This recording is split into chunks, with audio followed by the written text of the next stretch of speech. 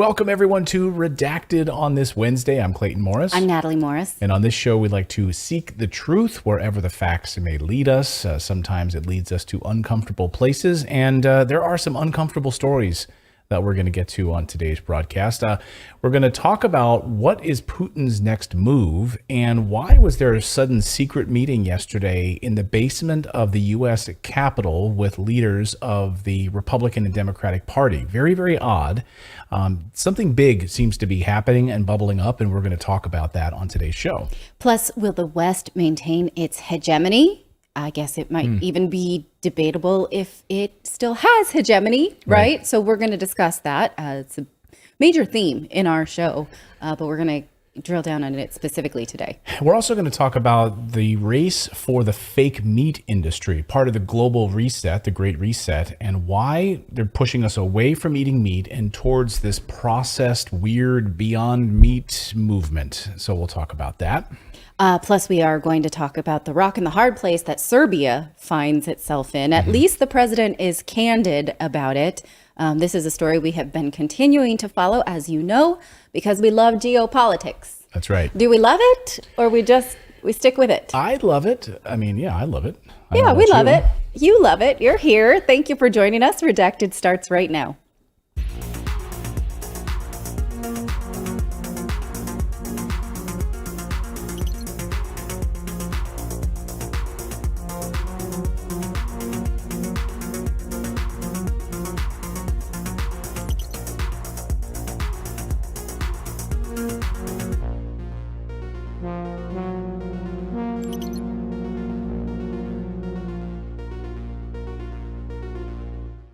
Welcome on this Hump Day Wednesday. Hump them if you got them, but do it consensually. Speaking of humping, did you see the story? If you are a newsletter subscriber, you saw that the lead story today was about a nursing home in Korea. No, it was Taiwan. Oh, Taiwan, excuse me, that used strippers to entertain elderly people in their rec center.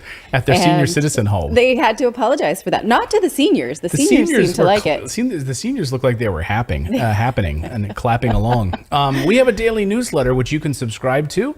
We encourage you all to come over to redacted.inc. That is the website, redacted.inc. And you click on the little newsletter subscribe button, and it will be delivered to your inbox first thing in the morning. It's a fantastic newsletter. And although someone this morning wrote to me and said, I love your show. Can you take me off of this very odd newsletter? I'm like, what's odd? I'm like, what's odd about it? We cover geopolitics. We cover we cover all of the big stories of the day. We cover stuff you're not going to see other places. I just thought, and I wrote back to the person. I said, yeah, I'm happy to do that. Can you just explain to me what's odd? They're supposed to go hand in hand, guys. It's the written version of this show, plus those little like striptease bits and bobs, right? That's the bric-a-brac that goes around it. So you get a little striptease in your... Yeah. I don't know. Philip's here today. Did that offend you, Philip? No, I'm never offended. Actually, I thought it was funny because I've always wanted to get a job like just people can call me up and say, hey, we're thinking of putting some strippers in our retirement home. What do you think? And I'd be like, no. I could make so much money doing that. Yeah, Hollywood could call me and be like, hey, we're thinking about doing a movie about this. No.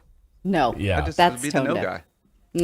I just want to know who approved that. Like, who was sitting around with the old persons? It's like, we got bingo night. We have we're going to have the poker night. We've got the Frank Sinatra singer who's coming in on Fridays.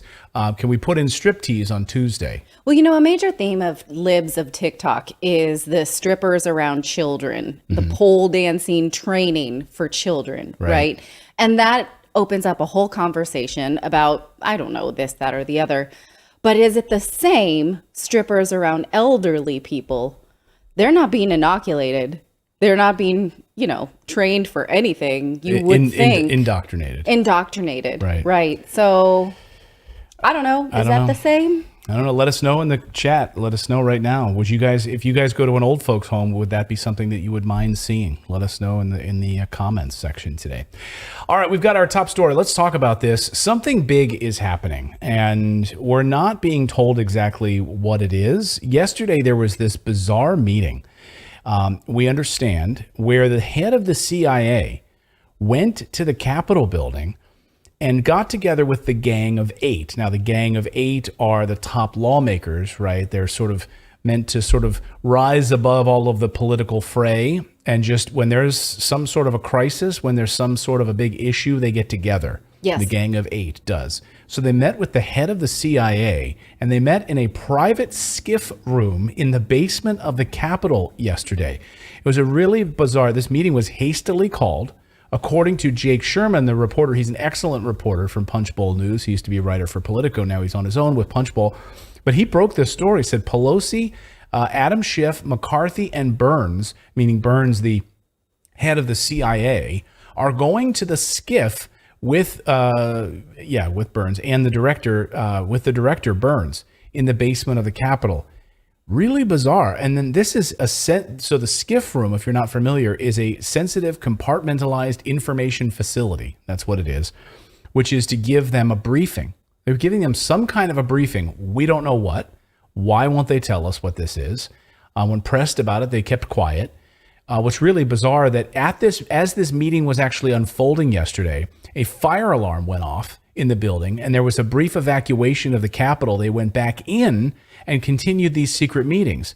So take a look at this. This was the fire alarm going off. As you can see, something was going on here in the basement. They had to be kind of shuttled out. You can see the lights flashing there, the fire alarm going off. And there was two separate meetings. There was a hastily called intelligence committee meeting yesterday, and this hastily called Gang of Eight CIA meeting in the basement of the Capitol. Interesting that this happens one day in advance of the China-Russia meeting, right? Where the two heads of state from China and Russia are about to meet in person in Kazakhstan. Right. Today, actually. And attacks in Kazakhstan along the border also. So what is happening here? I mean, you can also see, here's some photos from the basement of the Capitol. You can see what's going on here. We're not being told what it is. Andrew Solander says, lots of members of the House Intelligence Committee here. CIA director was here as well. And you can see them gathering in the basement for this private meeting. I have to say, what's the concern here?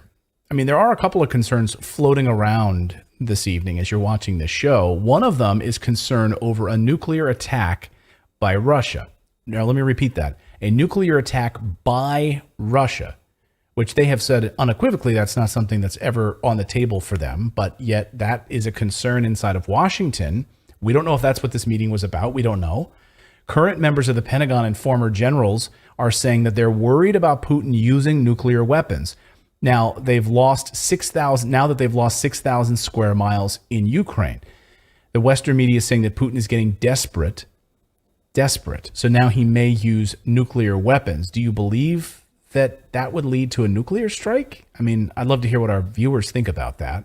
Well, as Patrick Lancaster pointed out on Monday, this loss of square kilometers only represents less than 2% of the land that they have gained in Ukraine. So is that a case for despair is one question, right? The fact that Russia has said they are not interested in nuclear war, but they have said that they are interested in retaliating where decisions are made if long-range missiles reach into Russia, right? Where a decision's made, where these dudes are right now. Yeah, and also that's a good point. I mean, the idea that if they are going to continue to use Western weapons, they're going to continue to ramp up long-range attacks using HIMARS weapons, and other heavy weapons provided by the United States and NATO, that they would react and respond with, I think the words were like, with a fury that you've never seen before. Now, does that rise to the level of nuclear strike? Because it doesn't make a lot of sense. I mean, again, you'd wipe the whole planet off. I mean, everyone would be destroyed. So I don't know that that's the response. They have enough other weapons to do that. Go ahead, Phil. I would be surprised though. I mean, honestly, like if Russia was, I almost said the USSR, like I'm living in the 80s again. If Russia was going to use nukes, I don't think Ukraine would be where they would want to use them. I mean, that is one of those weapons that if you're going to deploy it, if you're not planning on destroying the entire planet, then you better use them as far away from you as you possibly can. Yes. Right. You know, but the concern is that they would use it on American soil. Right. Right.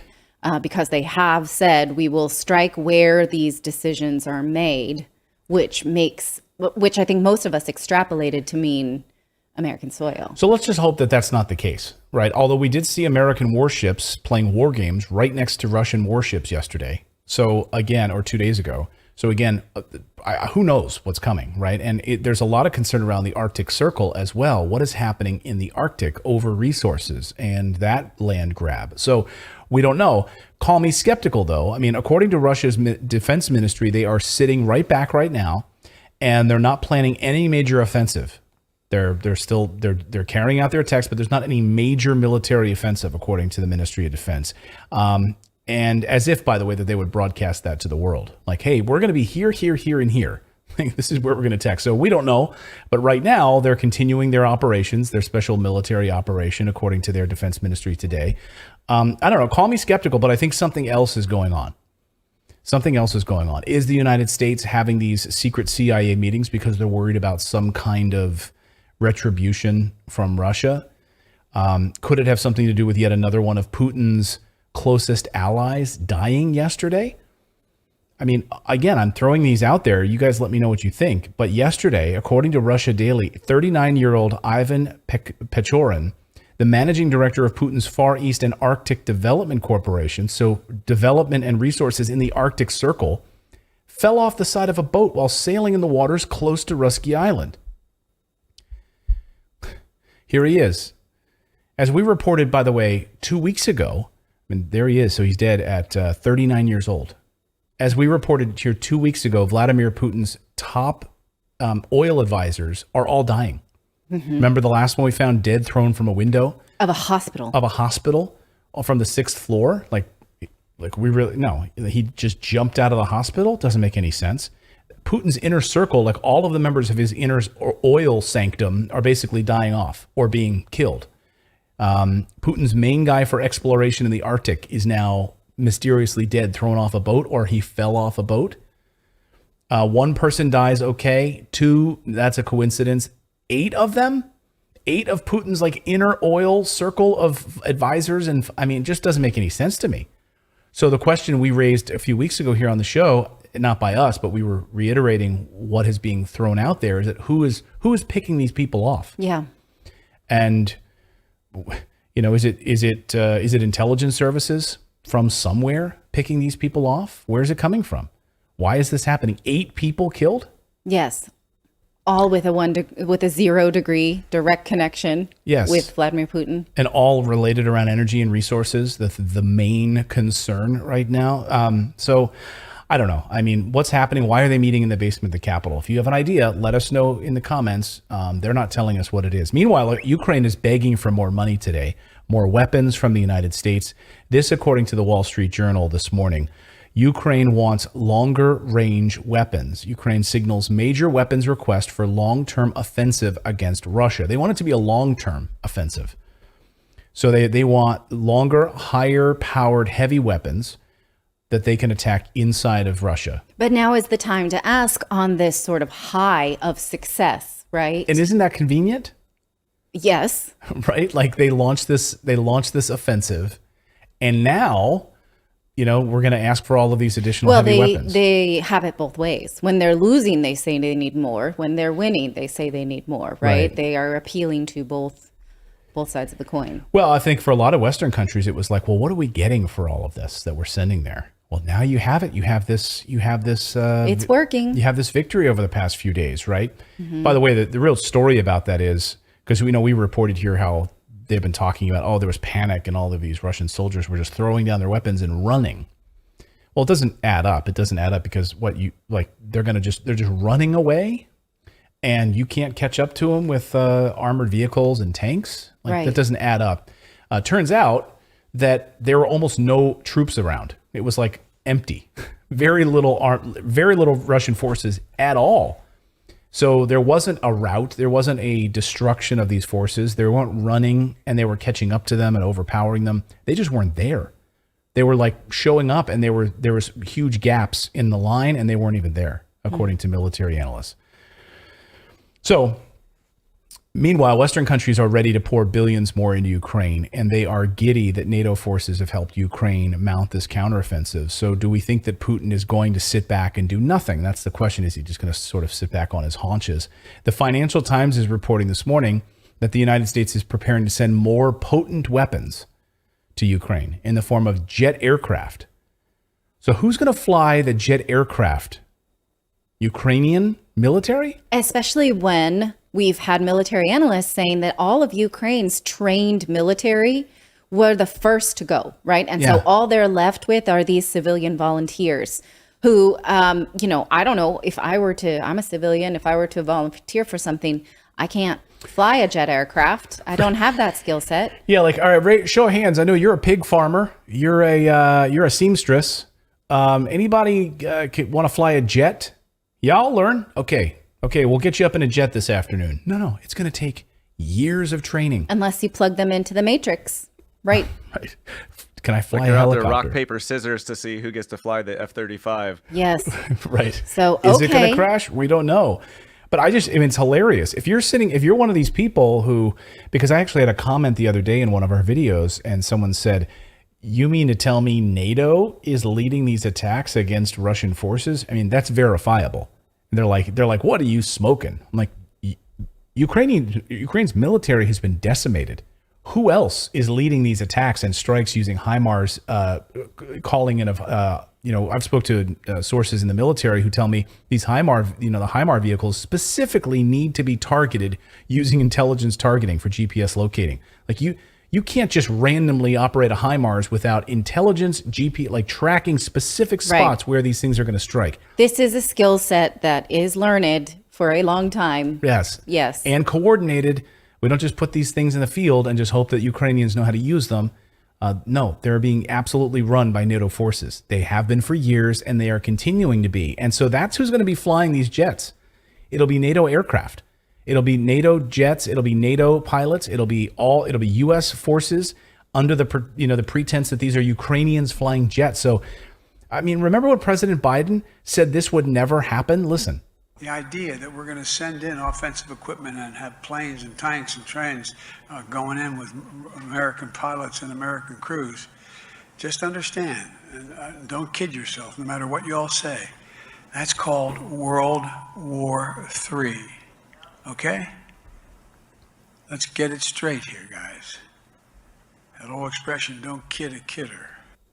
Yeah, don't kid a kidder. So when we send jets into Ukraine, first of all, like you said, we would never do that because that would be World War III, right? Now we are. Who's going to fly those jets? It's going to be American forces. So, I don't know. It's incredibly troubling. This is just continuing, and it's going to continue to ramp up because next week, I don't know how many of you watching right now are going to be in Austin, Texas next week. Do you have plans? Because next Monday, you have an opportunity, kicks off the massive defense weapons conference in Texas on September 19th.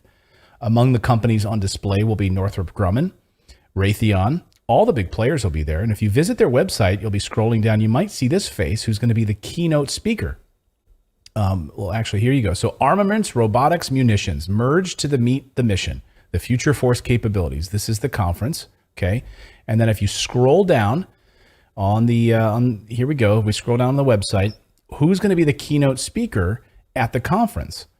Oh, that makes perfect sense. So if you're going into Austin, Texas to the Defense Weapons Conference, that will be your keynote speaker. Not surprising at all. I mean, who benefits more from using these weapons, right? Well, I will point out that September 19th is the Queen's funeral, so I suppose he won't be going there. No, I don't think he'll be busy. He'll be busy zooming into a Zoom call to Austin, Texas, because he doesn't leave his office, so he will be there. 8 defense contractors will be there. Raytheon, Lockheed Martin, General Dynamics. They were all a part of this back in April to discuss how the U.S. could speed up production to help Ukraine fend off Russia's war. So they're all friends. Here's my favorite part of the website, though. This is the conference, is the ethics part of the website. Oh, okay. Yes, they have an ethics part of the website. I want to just read. They kill people for a living, and yet they have an ethics page. Is it do no harm or do lots of harm? No, let me just read this. The NDA corporate members are asked to adhere to the highest ethical standards because of who we are and what we do. It's our duty to place the greater good of the nation above our business interests and to behave in an honorable way.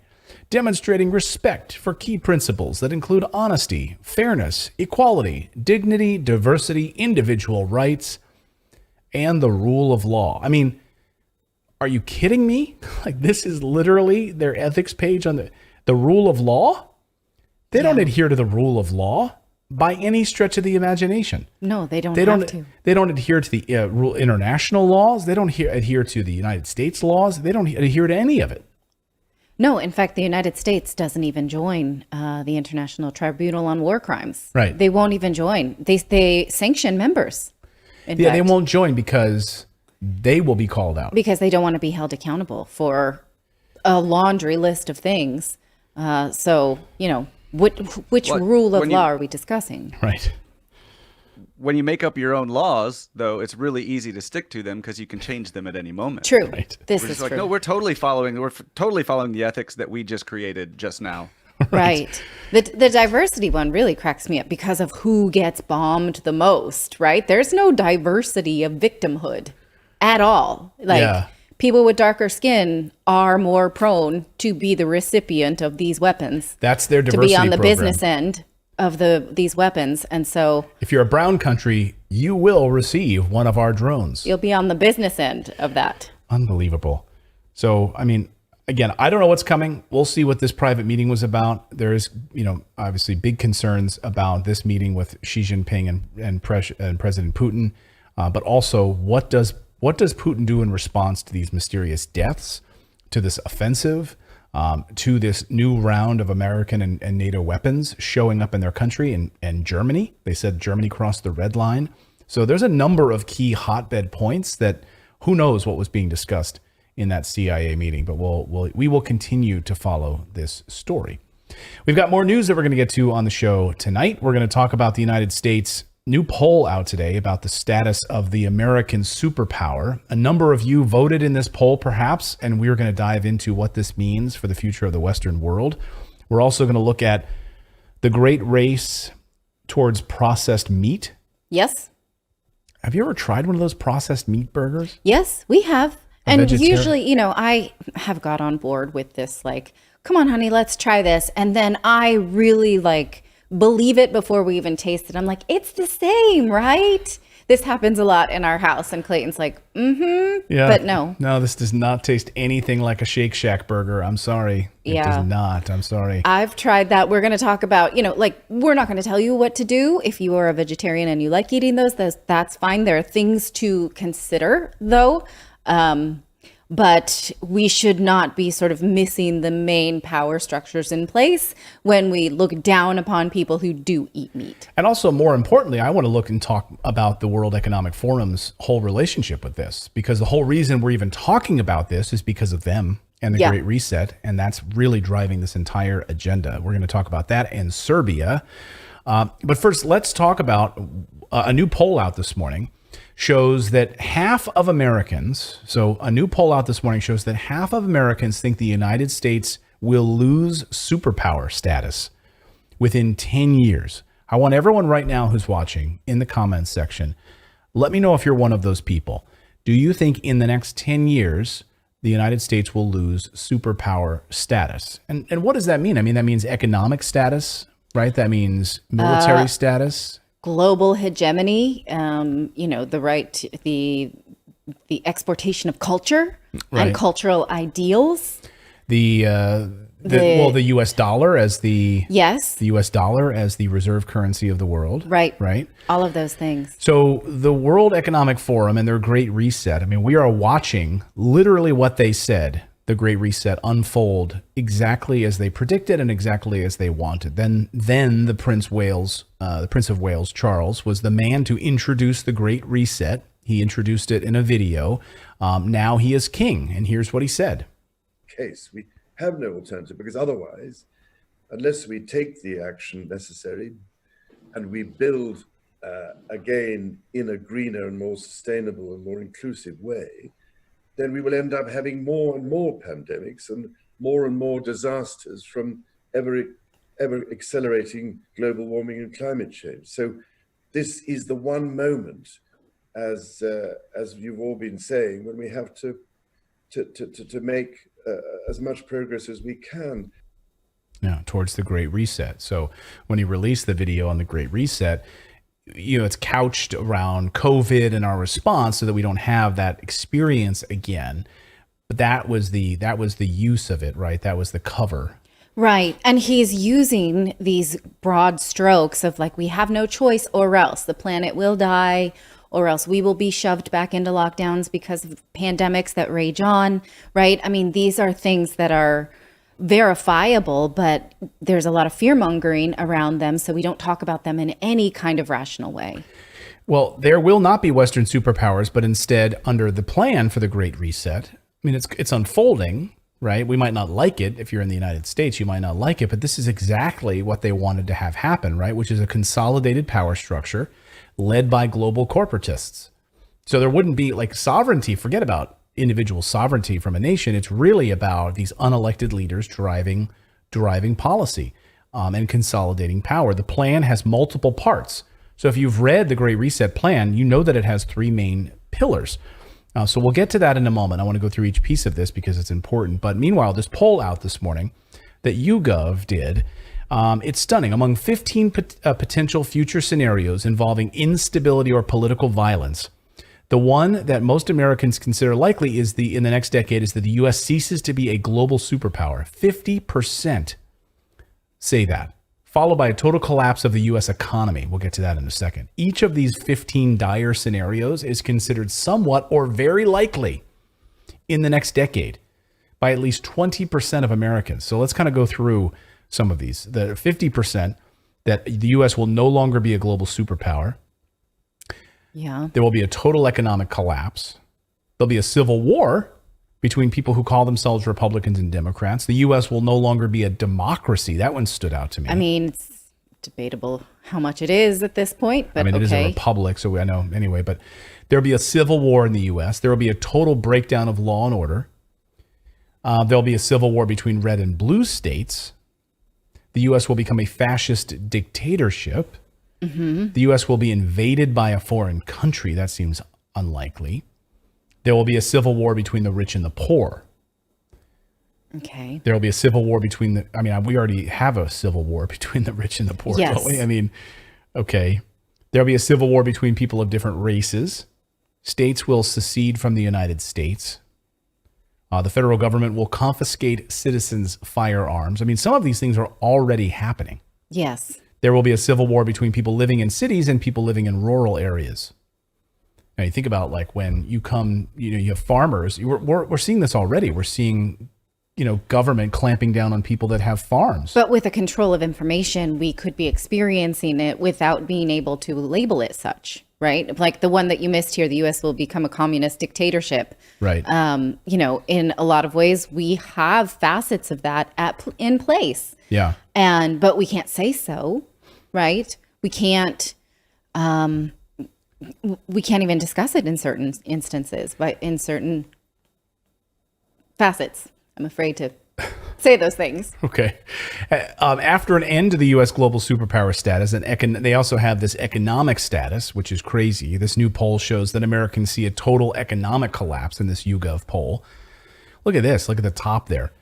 There will be a total economic collapse, and the U.S. will no longer be a global superpower. Overwhelmingly, there will be a total breakdown of law and order. Federal government will confiscate citizens' firearms. Like the list goes on and on, how this breaks down among Republicans and Democrats. Republicans more than Democrats feel that this is going to be the case. I mean, that means a lot of things for all of us. One, maybe a devaluation of currency. Yeah. Absolutely, that's the case, right? A devaluation of our passport status. Right now, the United States has visa-free travel to many countries. That could be reduced if many countries decide that the United States is no longer a superpower to play with, right? Right.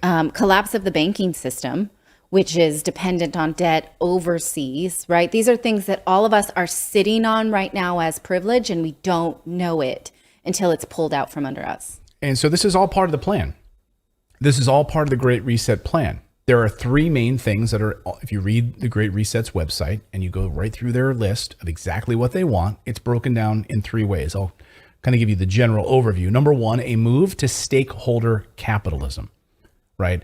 So stakeholder capitalism is the idea that it's not shareholders who are benefiting the most. It's everyone in the company that's going to benefit equally, right? Employees, the low Or level. everyone in the ecosystem, really. Stakeholder Yeah. capitalism is also answerable to customers and people in the community and all of those things. It's the opposite of shareholder capitalism. And so it could, it's not just, the customer who buys the product, Right. It's the person who is a neighbor of the person who bought the Well, product. it's like if you're Starbucks, right? You're not just answerable to the shareholders. You are also answerable to the homeless guy who like uses the bathroom as a shower, right? Right. That is also Yes, it's for everybody.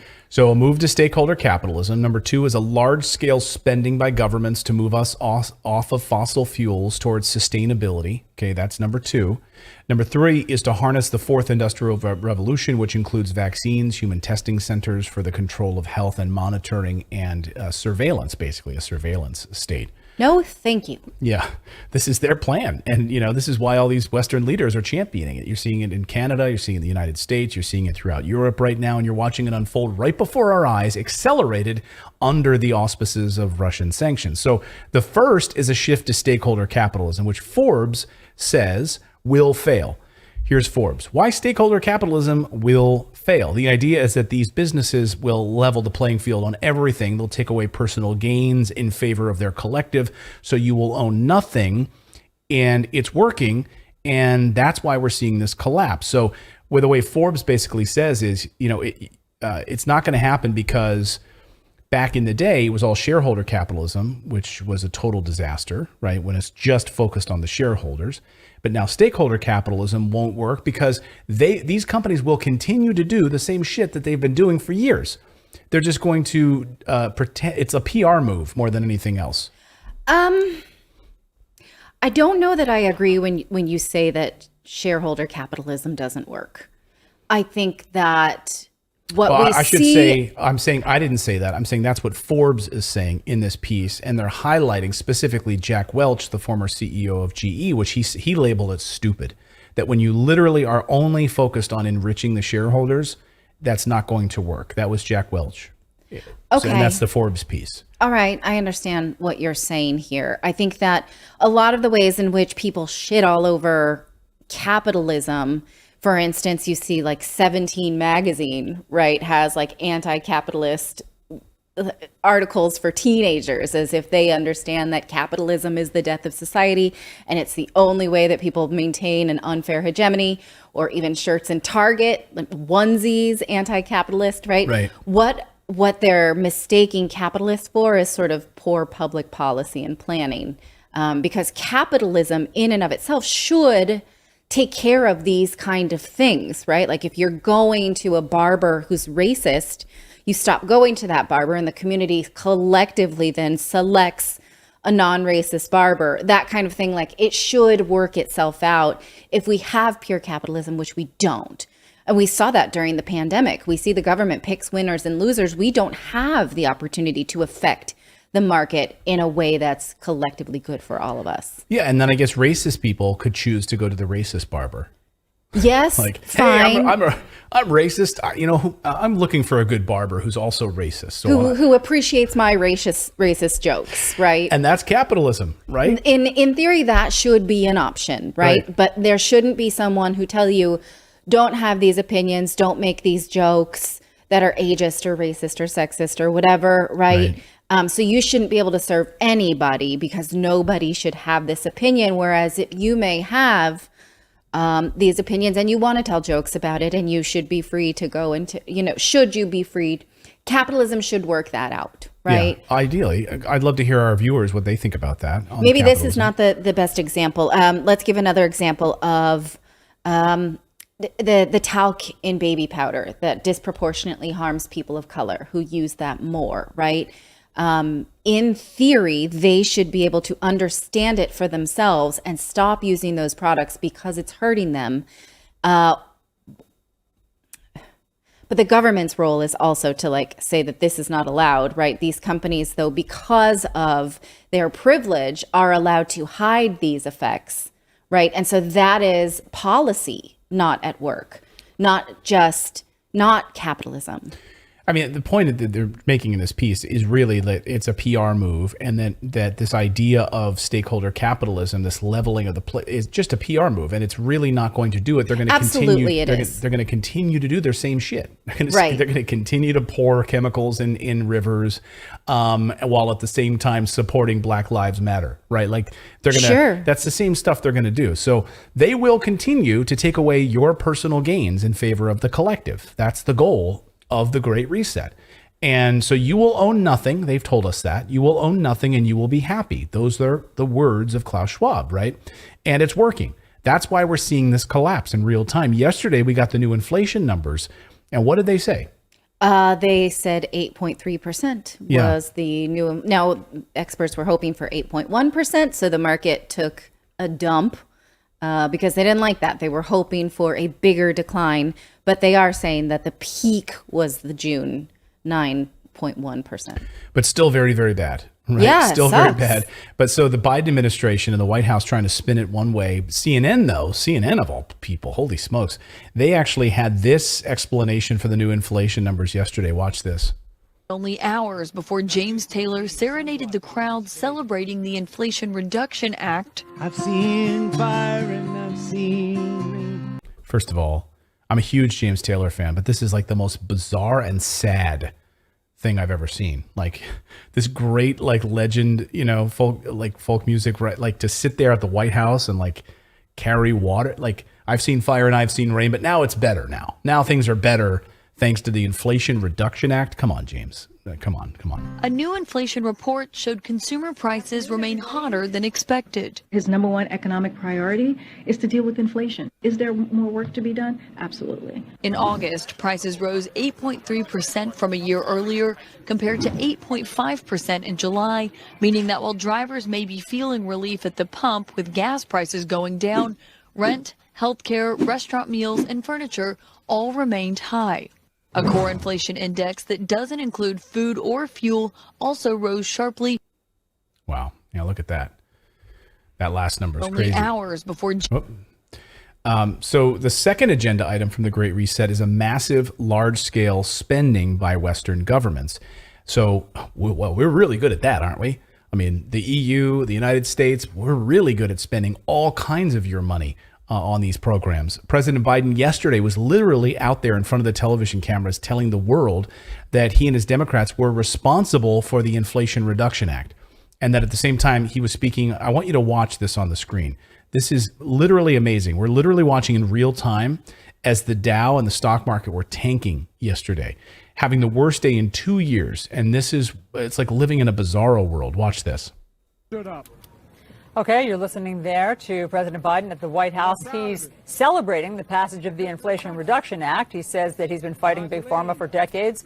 But there is this unfortunate split screen right now with the Dow taking a total beating, down more than 1,200 points. And so it feels like it's hard to be celebratory for some people in the crowd. Yeah. We can't ignore reality, is what she's saying. That's Clayton's good friend, Allison Camerata, just unable to spew bullshit. Yes, my old co-anchor from back at Fox days. I mean, she's literally saying, she's like, okay, on the one hand, you're literally out here telling us that inflation's good. You know, we got it under control. I passed the Inflation Reduction Act. Everything's good to go. And on the other side of the screen, we're seeing this massive drop because of inflation. Like, what kind of friggin' bizarro world do we live in? And this is the kind of propaganda that gets put out there by these guys. Yesterday, this is how President Biden described how things are turning right now at your kitchen table. Listen.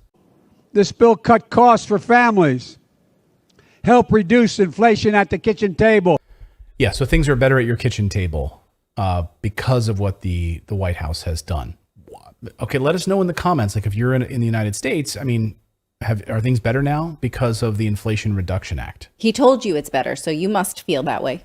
I mean, and all of this, you know, it doesn't live it's not living in a vacuum. I mean, what the United States does is, you know, what Europe does, it's all interconnected. Yes. You know? Yeah. So what does the Inflation Reduction Act actually do to reduce inflation? White House Press Secretary Karine Jean-Pierre explained it perfectly yesterday. Watch. What exactly would the Inflation Reduction Act do to reduce inflation in the short term? So when you look at the lowering costs in particular for Americans, I think that's important when you think about how inflation has increased costs for Americans. What costs were lowered? When did that happen? So, okay, but wait. Just, but let's just take Econ 101, right? Inflation is too much money chasing too few goods. Now, I had a viewer write me overnight, said, when you say that, you sound like a neoliberal.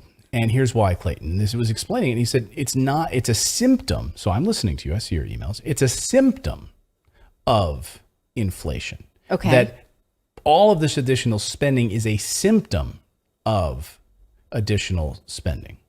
That's why it would, because you see what it, yes, so right, good point. But the creation of money, right, acts to deflate the value of goods.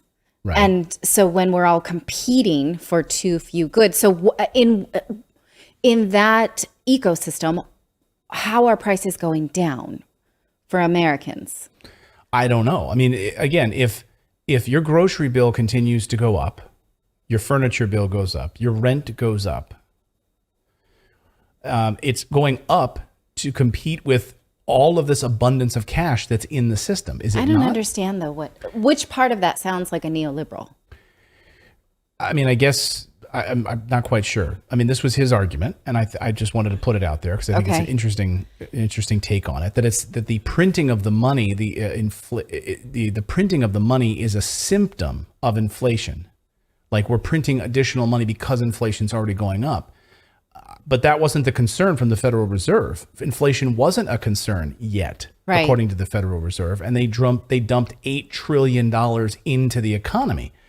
And we heard from Jerome Powell and Janet Yellen that inflation's not a concern. It wasn't a concern. It's still low, and we're not there yet. We don't have any inflationary concerns just yet. For her and for him. And are you concerned with all of this additional printing of money that this is going to be a concern? So again, I'm not quite certain. I appreciate his comments, and he says he loved the show, by the way. He wanted to point I need to piece put out. that in my Tom Wheelwright Google. Right. He is not a neoliberal. No, Tom Wheelwright is very conservative, and he's one of the smartest accountants in the world. Anyway, interesting take on that. I'd love to hear your thoughts on that. Yeah. So what John Pierre just said is a lie, right? Because the numbers don't lie right now. These new numbers from the United States Federal Reserve, these are from the Federal Reserve, these new numbers on housing. This isn't some hack website that put these numbers out. These housing numbers come from the Fed. Look at this. American households lost $6 trillion in 3 months. Think about that. That's crazy. $6 trillion. Americans are losing their homes, and this is exactly what they want. My question is, who did they lose it to? That's the question, right? Who did they lose all of this money to? I'm sure you could probably answer us in the comments below, right? They lost it. I mean, I have a few guesses, right? Not even guesses, really. The richest among us are buying up all of these properties, right? Yes. BlackRock, Vanguard, they're buying up all of these properties. They're buying up farms on purpose.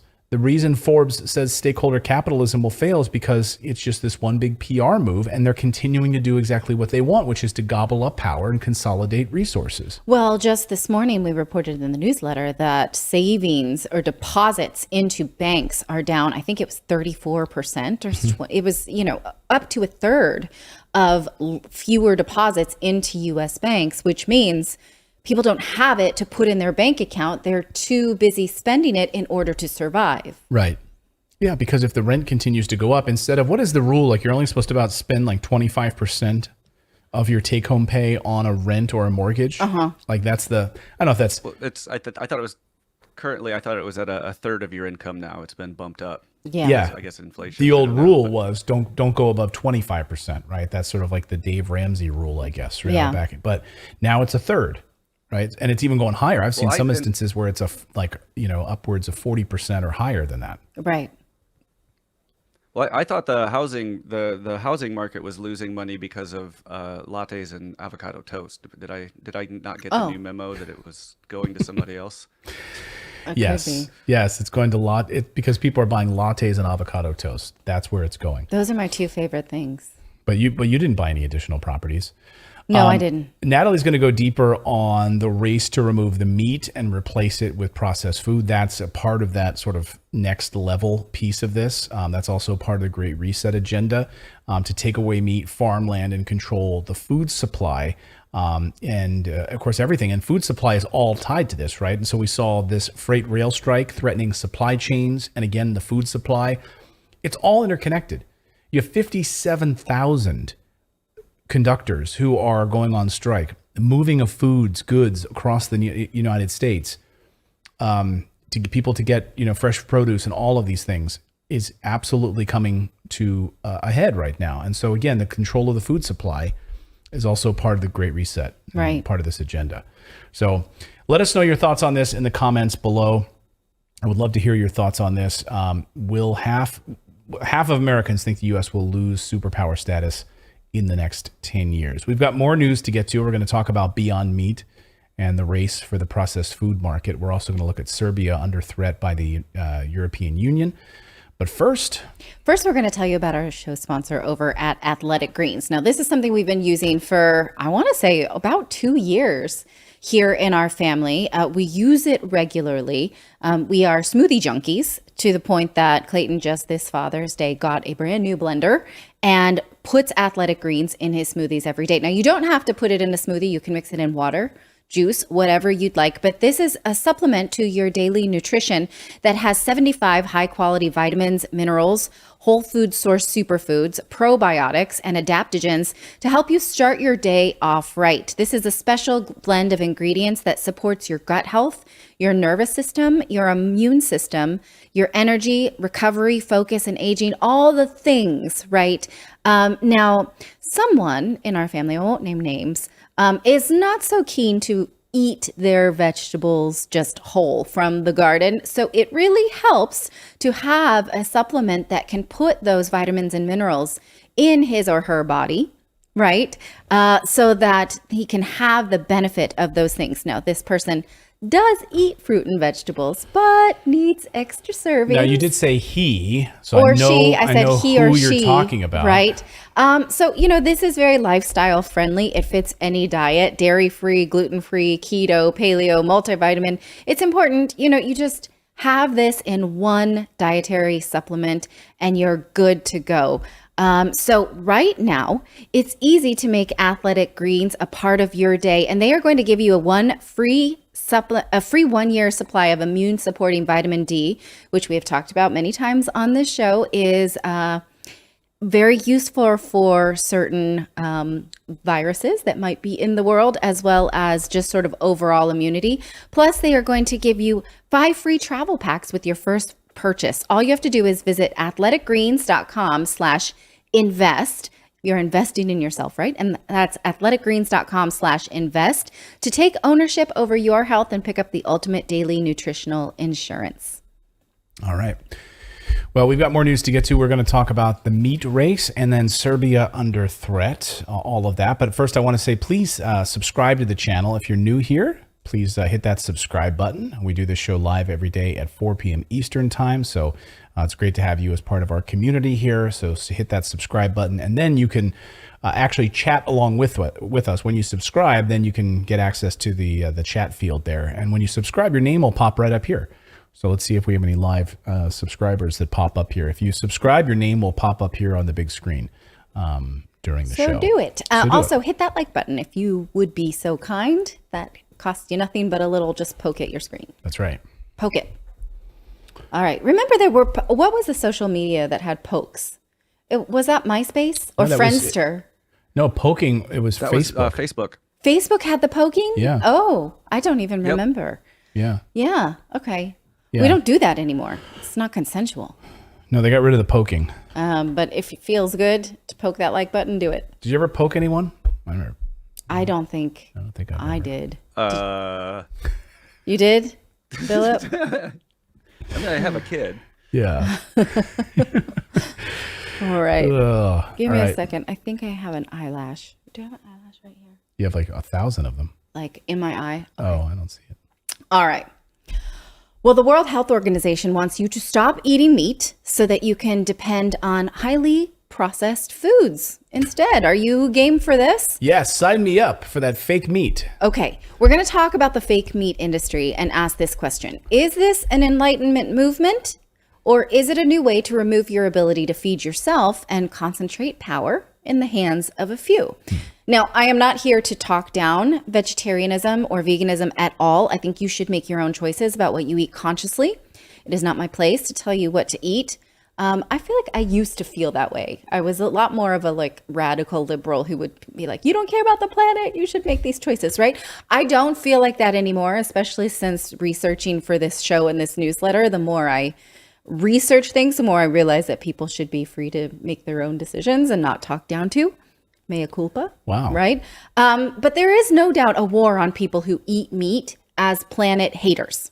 In fact, Christiana Figueres, a global climate campaigner and former leader of the United Nations climate change body, once said this about people who eat meat. She says, how about restaurants in 10 to 15 years start treating carnivores in the same way that smokers are treated?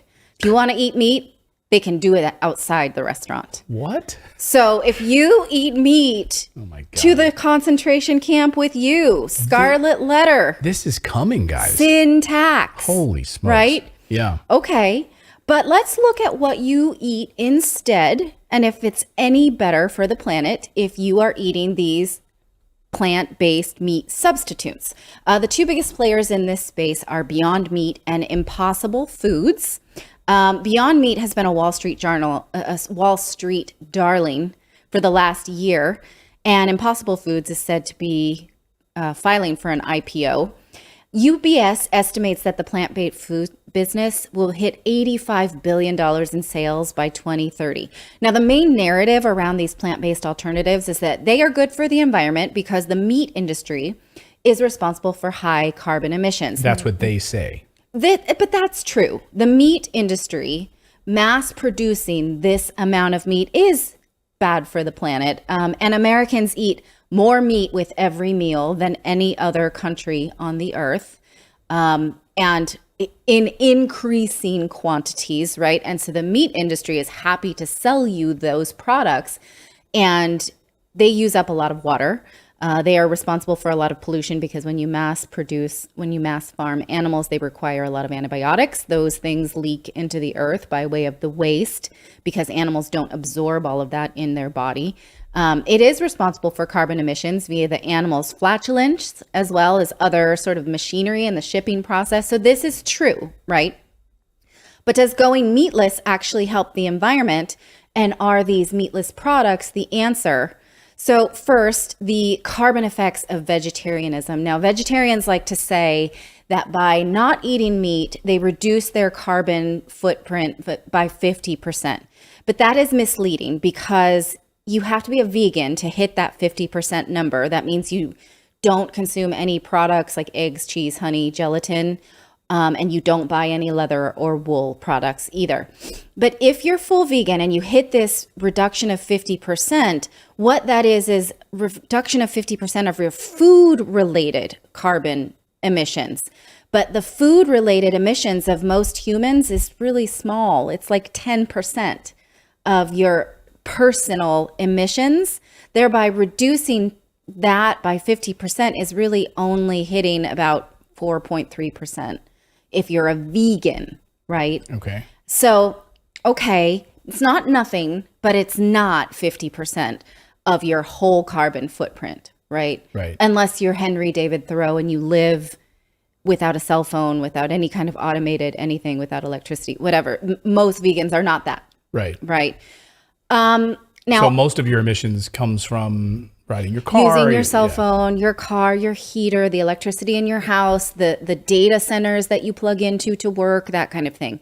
Now, are these diets better for your health, though? It's debatable because a vegan who eats mostly unprocessed fruits and vegetables is a very different person living on a very different diet than the vegan who's eating these processed alternatives, such as Beyond Meat, right? if your diet is made up of these meat alternatives, that's something different. So let's look at the ingredients for Beyond Meat, water, pea protein, and this canola oil, expeller processed canola oil, refined coconut oil, rice protein, natural flavors, yeast, cocoa butters, and these other types of things. Now let's look at. Well, hold on. I want to go through because I can't even pronounce half of this stuff. Like what was that? Methylcellulose is I believe, it's like a powder product. There also is zinc sulfate, nanochiamide, pyridoxine, hydrochloride. I can't even pronounce half this stuff. I mean, yes. Philip probably, as a molecular biologist in his previous life, might be able to pronounce some of that stuff, but I don't even know what some of that stuff is. Okay, let's look at the Impossible Burger ingredients. Again, water, soy protein concentrate, sunflower oil, coconut oil, and then these other pieces of... Now, some of these other chemicals are accounted for in terms of fertilizers and chemicals that go on plants, weed killers, that kind of thing. Pesticides, thank you. Yeah.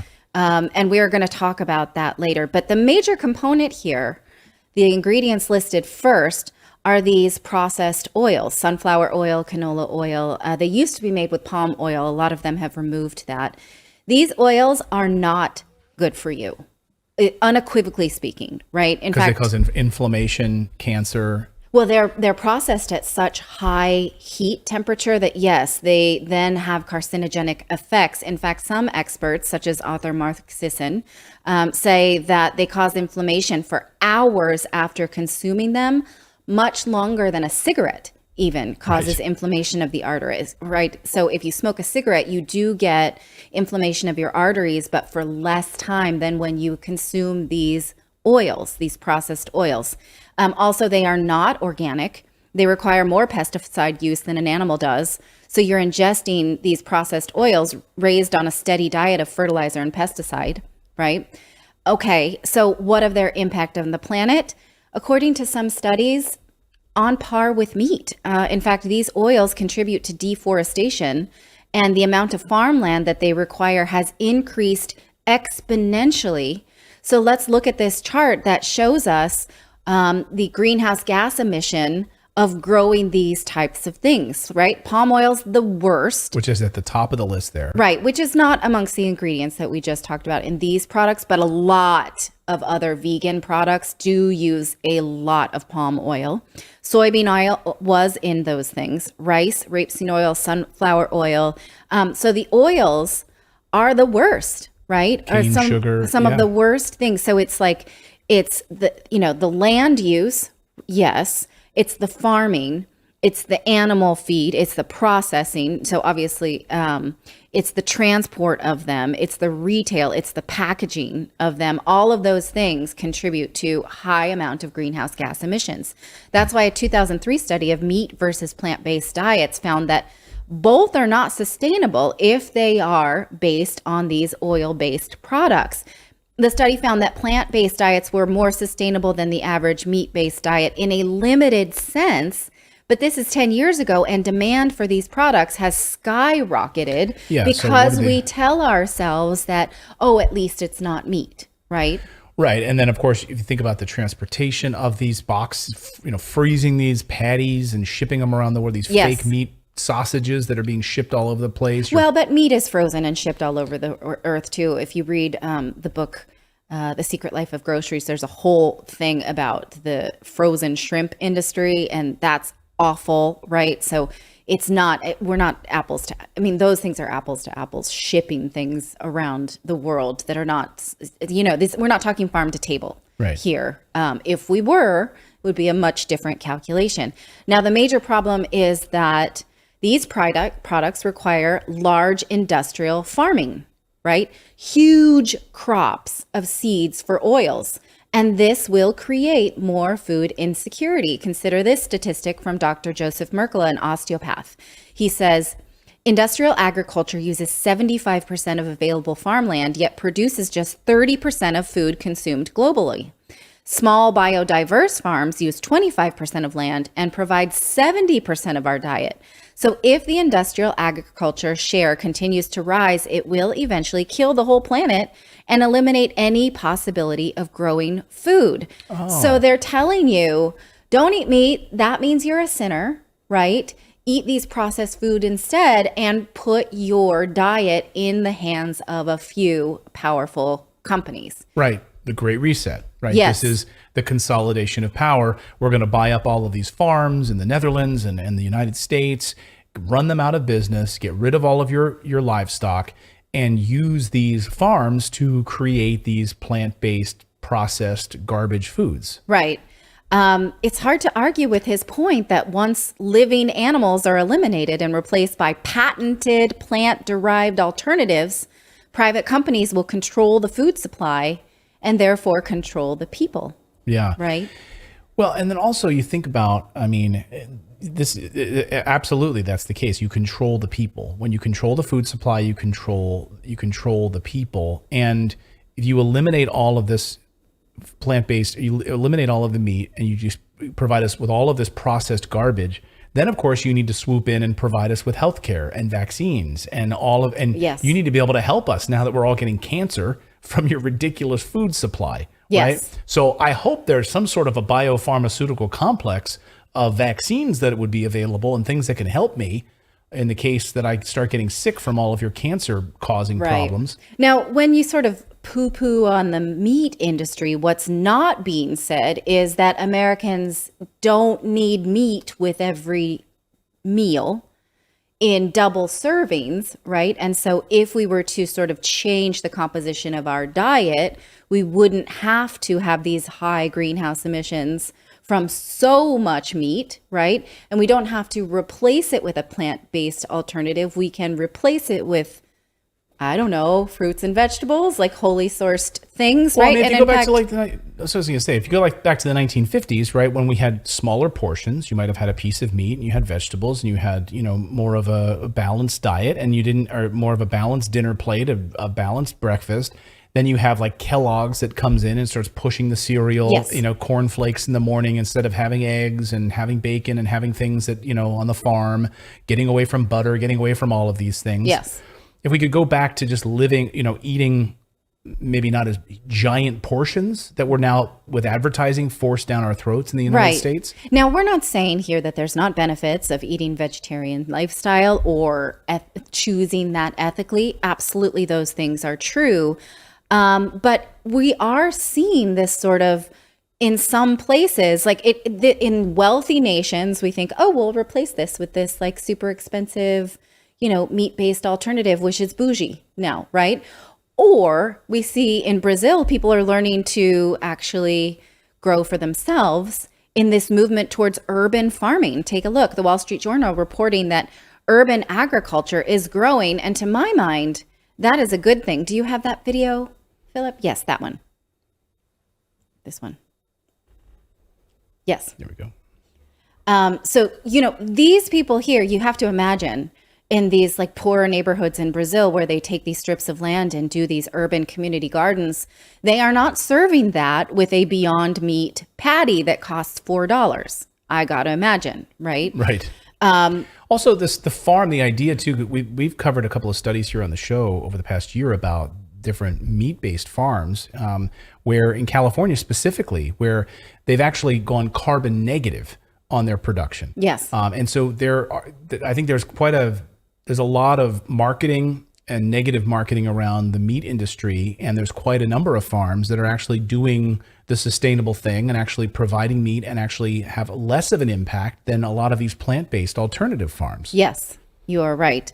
Again, if your diet is constantly evolving to something that you cannot duplicate at home, you are contributing to the Great Reset, right? So can you make again, if you look at this ingredients, again, can you make this meatless patty on your own? Most likely not. You can't grow these things to the quantity and process let's say you grow sunflowers and you want to use sunflower oil to make your own meatless patty to this like consistency that they have it, right? Then you have to process it at a super high. Can you do it, right? Can I get cellular dextrose? Can I get modified starch. Can I get yeast extract, soy, megalobin, mixed testosterone?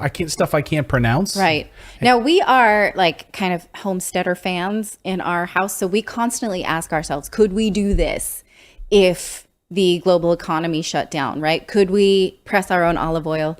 Could we, like, we do have chickens. Could we eat them? I am not there yet. I feel like we eat the eggs. We do eat the eggs. Right. My brother-in-law was like, we could do it. I know how. He was raised in Mexico and he absolutely knows how to butcher chickens, and I just can't do it yet. But I feel like if it were like, I do know how to butcher a fish. Clayton's got, although badly, my father-in-law taught me and then like pushed me off and was like, get out of here. You're not doing a good job. But I could do it, right? Well, it's not even called butchering a fish. It's called filleting a fish. Yes. So. Not well, but I could do it. So again, we're not telling you what to eat, but if you look at your diet and you're like, none of this could be replicated, it absolutely is dependent on industry, then you have to ask yourself, am I playing into the Great Reset? And if I talk down to people who are eating meat, is that further the propaganda for the Great Reset?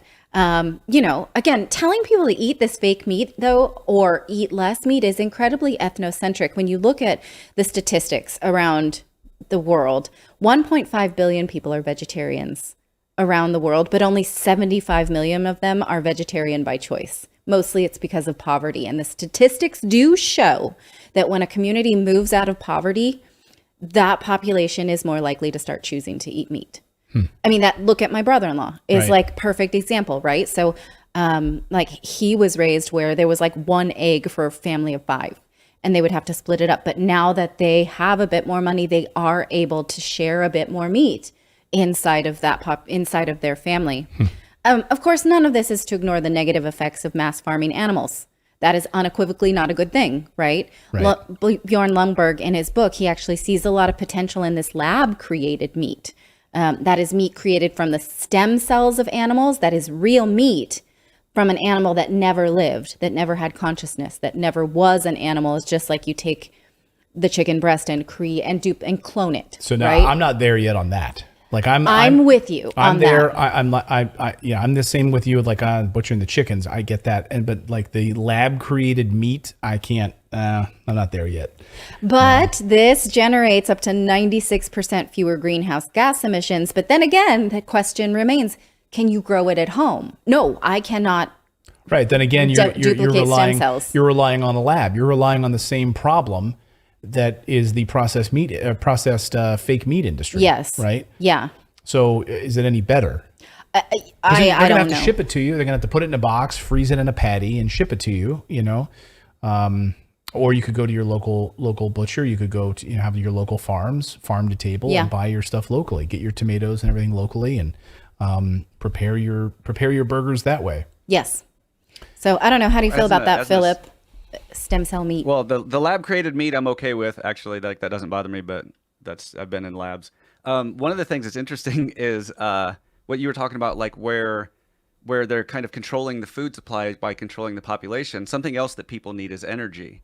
And one of the things, I don't know if you're familiar with, it's the BECS, like bioenergy carbon capture storage, where they use green crops to pull carbon dioxide out of the atmosphere. Then they burn those crops for energy. So like in like a power plant, capture that carbon energy and sequester it. So it's basically like they're also looking at ways of using like massive agricultural resources for energy as a carbon capture. So at that point, like all of this agricultural land that's being bought up, and that they're confiscating, can also be used to produce all of our energy, taking away, like coal and things like that as well. Yeah. Yeah. Yeah, I think it is about controlling people. I mean, really, at the end of the day, when you can buy up all these farms, you can then people, and that's why they're going after. That's why we saw the attacks on the Amish recently. Going after these small farmers. I think that's absolutely what's happening here. Yeah. But I think this sort of like superiority that people who eat these plant-based nuggets and burgers is misplaced. And not all vegetarians are like that. In fact, I have a friend, my sister's friend, who said she's a vegetarian. She's like, oh no, I'd rather eat real meat than eat those things. because she chooses vegetarianism for ethical reasons, but she will not eat those things. And so, because if you want the health benefits, that's not the way to get it. Yeah. These things that cause inflammation are causing cancer. So I'd love to hear what you think about that. You can drop us a line, drop us a comment below. We've got more news to get to here on the show. We're going to talk about Serbia and what is happening by their threats underneath the EU. We'll get to that in a moment. But first, I want to tell you about our friends over at Moomoo. If you would like to get up to 13 free stocks valued up to $32,000 just for opening a free trading account, you can do that right now. The market saw a brutal day yesterday. Yes. So why not open an account right now with Moomoo for free? And then you'll get your 13 free stocks after you make your initial deposit. I think you get like 3 stocks for free when you open the account, and then you get like another round of a bunch of free stocks when you make your initial deposit. I opened my account with about $100. So then you get all these free stocks, and they have a whole bunch of areas where you can learn. They've got a whole university inside of the app. So the market's tanking right now.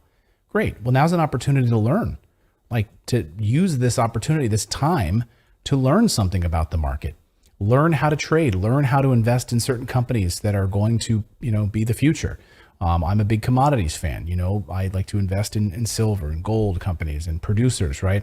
Learn about that and learn how to do it so that when things start turning around, heck, we even had a silver stock we were talking about earlier this week. It's a Silver Mountain that I invest in. That went up 50%. While the market was going down, that we talked about went up 50%. So again, there are opportunities out there just if you learn about it and study it, spend a little bit of time. They've got great resources inside the app. So figure it out. I'll open your account today and get 13 free stocks valued up to $32,000 with your initial deposit. And if you're in Australia, they just opened an Australian market as well. You'll get 180 days of brokerage-free trading for all Australian stocks and U.S. stocks. You have to use our link, though, to get these 13 free stocks. So go to redacted.inc/Moomoo. Again, that's redacted.inc/Moomoo. If you're listening, we'll have a link in the description below, so you can go down to the description and the link is right there for you. Again, redacted.inc/Moomoo. That is the place to go. All right, let's talk about Serbia. We've been following this story for a few months now as the European Union and European leaders have been putting additional pressure on the Serbian government and Serbian President Aleksandar Vučić to, first of all, push sanctions against Russia. You had Olaf Scholz from Germany flying into Serbia, basically threatening them. Like, you really, you want this EU membership? You really got to put sanctions on Russia. And they did the opposite. Yes. So the Serbian government, Vučić said, no, what we're going to do? We're going to do the opposite, which is we're going to sign gas deals with Russia so that our people are taken care of. Now, no leader is perfect, right? Nobody's perfect.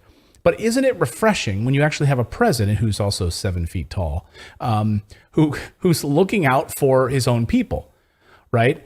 And again, I don't know about all of his warts and all of his problems, but I can tell you when some of our main human concerns are food supply and energy to heat our homes, and your president, it was thinking early in the summer to line up a gas deal with President Putin in order to protect his people, that's forward thinking. Whereas in the United States, we're being told, hey, this is Putin's price hike. You got to endure this.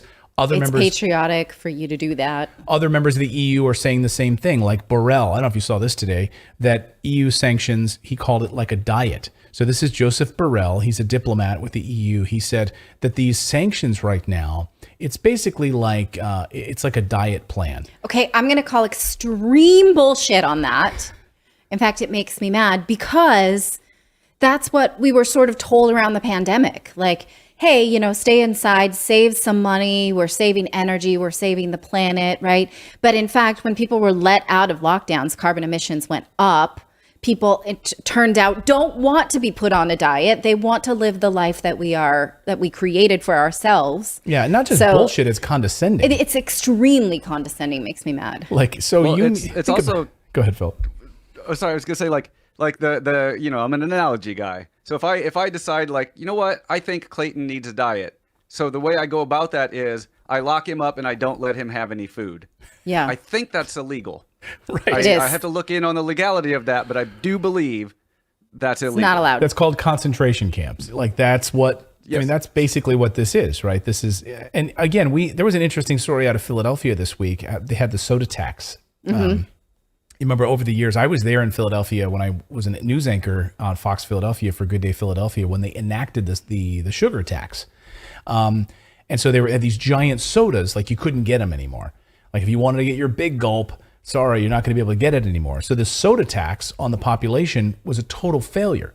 And the question is, can you tax people into different behavior, right? And the answer is no, according to this Philadelphia sugar tax, large soda movement, right? And maybe you can. I don't know. Maybe it was smoking and stuff. Maybe it's an incentive for you to not smoke because it costs $10 a pack. I don't know. But my point is that when the government is telling you, you need to put sanctions on Russia, and just think of it like a diet plan. You're going to have less food. You're going to have less heat. You'll be shivering all the time, burning calories because you're going to be huddled up like with blankets. It's just a diet. It's incredibly condescending. You have too much anyway. Yeah. And by the way, do you think Joseph Borrell, is going to be on a diet? No. No. These guys, all these fat, politicians, these fat cats, like they're going to be fine. They're going to be having big dinners and lavish. They're not going to be on a diet. Anyway, so now Serbian President Vučić is under pressure from the EU, and the update is that the EU is threatening Serbia. So the big story overnight is the EU is threatening to withdraw investments from Serbia unless Belgrade continues its commitment to the European bloc. Now, of course, this is like the carrot, right? Because like Serbia has before wanted to become a member of the European Union, but it seems like they're pulling back on that. And maybe they don't want to be aligning themselves with the European Union. Yes, but I don't think that he can just give the middle finger to it. And in fact, he addressed this when an MP asked him if Serbia's EU aspirations were a fairy tale. He said this: I don't believe in fairy tales. I mean, he's a no nonsense kind of dude, right? He says, I believe in realistic and rational approach. He says, how can we say we don't want the EU? Who will protect us? Do you know how many of our people work for German, French, Czech, and Polish companies in our country? Do you think we haven't heard the threats about them withdrawing investments if we didn't recognize Kosovo's independence? Do we have to sacrifice all that so we can tell someone they're a fairy tale? He says we can't be driven by emotions. So he understands that he is in a rock and a hard place. He does absolutely want to do business with Russia. So he does also want peace with the European Union. Right. And so what they're pushing him for is, of course, an acknowledgement of Kosovo's independence.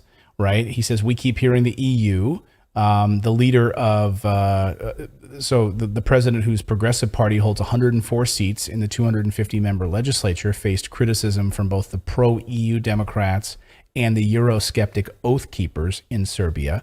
The leader of the Oath Keepers wondered why the ruling party keeps painting a picture of gloom and doom, says, we keep hearing that the EU is making demands and ultimatums to Serbia, but I don't see how you've responded, she said. What exactly are we asking for that's not rightly ours?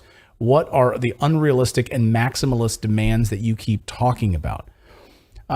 So that's what the EU wants? Hey, just recognize Kosovo, and we'll fast track you into EU membership. They also want sanctions on Russia.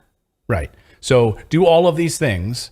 Sanctions on Russia, that means you've got to say no to their gas. So, and by the way, he specifically said that he sees Europe going into a cold winter. He says that last week, Vučić said he predicted that Europe would face a polar winter next year, largely due to the sanctions that the EU has levied on Russia, which impact the energy sector. He said, last week, President Vučić said that Europe would face a polar winter, largely due to the sanctions that the EU has levied on Russia, which impact the energy sector. While Serbia is not part of the EU, of course, the country's energy supply routes run right through Serbia.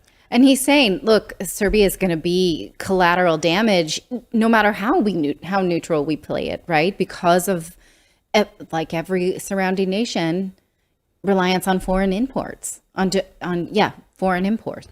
So then what is he going to do, right? I mean, that's the real question here. Like he recognizes the investment, the importance of all. I mean, when we were in Belgrade recently, there was, all sorts of international business men and women there. who were meeting there, flying there on a regular basis to do business and invest. And I was overhearing a group of investors talk at breakfast about plans in Belgrade, plans in Serbia for investment, and he was from the Netherlands, or, you know, and he was there doing investments. So there is absolutely a need for this relationship. Diplomacy. Yes, but at what cost to your own people?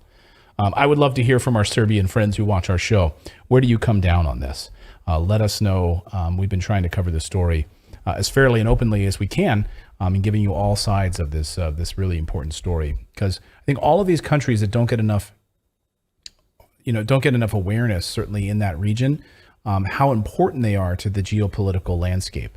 Right? Yeah. You have Olaf Scholz flying to Serbia to meet with the Serbian president specifically to push for sanctions against Russia, while at the same time trying to get EU membership. Serbia, looking out for its own people, also, you know, knows that it needs the support, and it needs the support of the Russians for a number of reasons. So there's all sorts of really interesting chess pieces being played here. Yeah. Anyway, let us know your thoughts on this in the chat below. We really appreciate it. Well, that does it for our show today. Remember, please subscribe if you haven't already, or hit that like button, or do both at the same time. And subscribe to our newsletter. It's redacted.inc. And it's a free newsletter, comes out every morning. And so you'll get the newsletter in the morning, and then you'll see us in the afternoon. You get a double whammy. That's right. We're live here every day at 4 p.m. Eastern time. So please subscribe and turn on that little bell notification. Someone the other day said the bell disappeared. I don't know if the bell disappeared on YouTube now. I don't think so. But if it did, go find it. I'm sure it's still there somewhere. Try another browser. I don't know. Yeah, sometimes that helps. Be there. The bell's got to be there so you can be notified when we're live. All right, everyone. We will see you back here tomorrow, 4 p.m. Eastern time. Bye now.